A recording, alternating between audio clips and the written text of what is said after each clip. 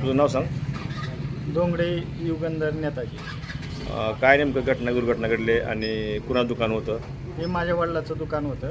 काल रोजच्या टायमिंगनुसार एक 7 ते 8च्या दरम्यान दुकान बंद करून गेले होते आणि आज सकाळी पहाटे फोन आला इथं शेजाऱ्यांचा की दुकानातनं दूर येत आहे म्हणून.